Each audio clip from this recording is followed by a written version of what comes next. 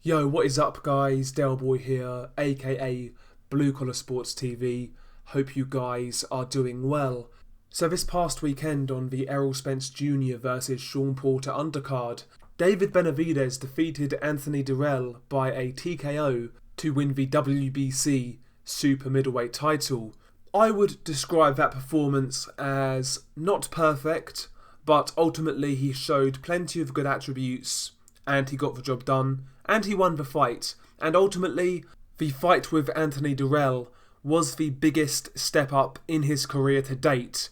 So all things considered, while not a perfect performance, I felt he did a pretty good job under the circumstances. But this past weekend, or should I say after this past weekend, a lot of people are speculating on how good David Benavidez is. And I've seen quite a few takes on the matter. Is David Benavidez the truth? Is he the real deal? Is he a hype job? Or is he somewhere in between? I'm intrigued to know how you guys rate him, what you think of him as a fighter currently, what do you think of his upside, his potential. Share your thoughts below. I'm intrigued to know what you guys think about David Benavidez. I kind of want to ascertain how you guys feel about him. Now, me personally, I believe the guy is a talented fighter. Very young, as we know. He's only 22 years old. Very few fighters plateau at 22 years old.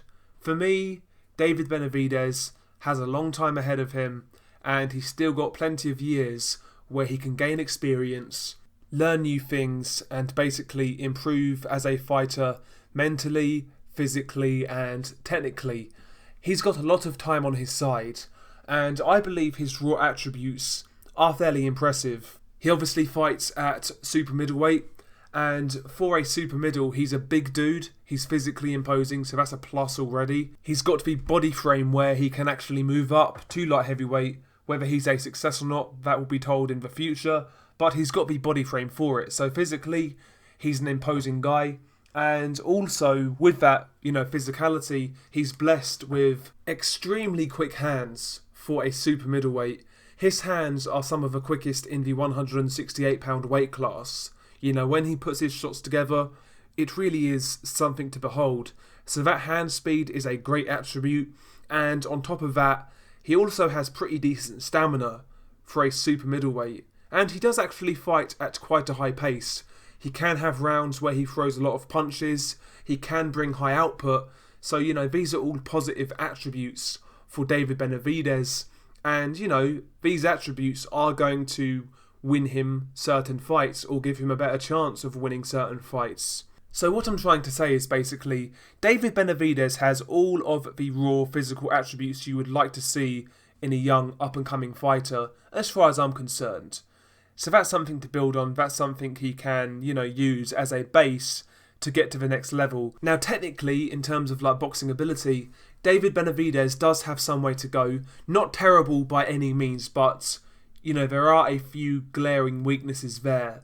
First and foremost, he's quite flat-footed, and when he cuts the ring off, he does kind of come forwards in straight lines. He's fairly predictable to read. And let's be honest, defensively, David Benavidez isn't great. He's there to be hit. He's a guy who comes forwards with his hands down. And I appreciate that is somewhat his style, but he gets hit far too much by doing that. And going forwards, he will certainly need to tighten that up, as far as I'm concerned, especially if he moves to light heavyweight, where the guys can punch that much harder. So defensively, I do worry about David Benavidez. I think there's plenty of holes there. And coming forwards, if you are an astute boxer, you may find him easy to read and you may find him to be fairly predictable. David Benavidez is the type of dude who doesn't really disguise his work. He makes it very apparent in how he's going to fight you, and that's something else I think he needs to improve on. I'll give you an example in regards to that. So, I think David Benavidez has a good jab in how he delivers it. I mentioned earlier his low hands. But in one area where that kind of helps him is with his jab.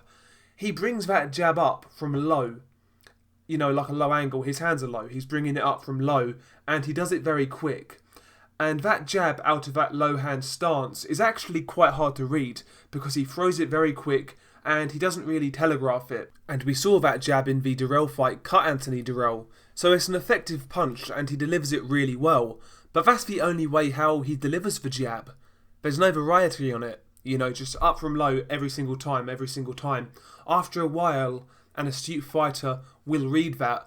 I want to see more variation on the jab from David Benavidez. The one he throws is very good, but he needs to show a bit more variety. You know, throw a feint before throwing the jab. Vary the jab from body to head.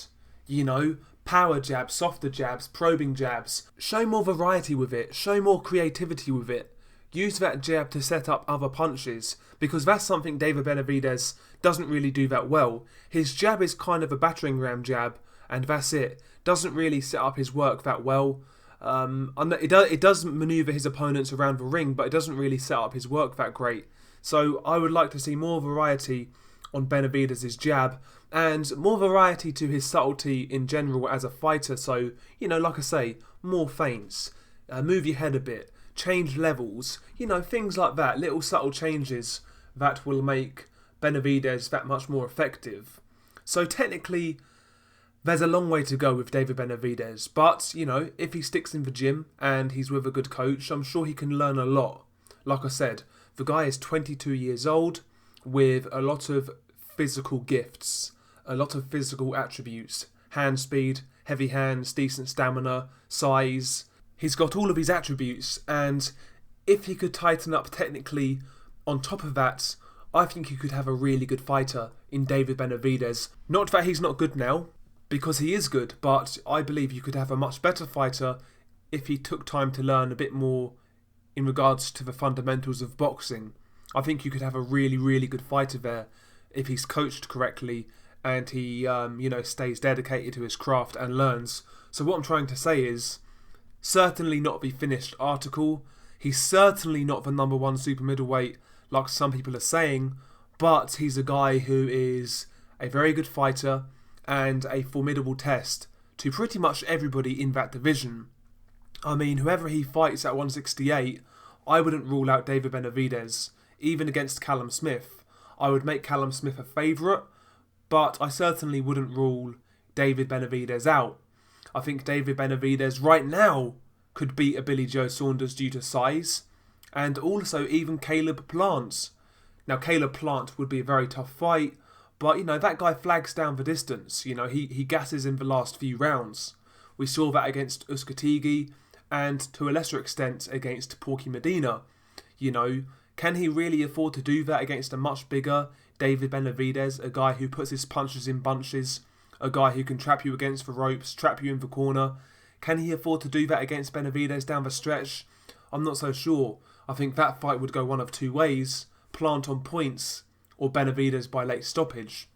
So, listen, even right now, I believe David Benavidez can beat some other champions in that division. So, listen, I'm not saying he's the truth by any means, but he's certainly not a hype job in my opinion. I'm kind of in between. I think he can go on to be a very good fighter.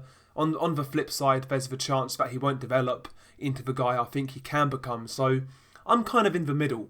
I think he's a good fighter, but a guy who needs to improve. That's my 2 cents. Share your thoughts below. I'm intrigued to hear your thoughts. Peace.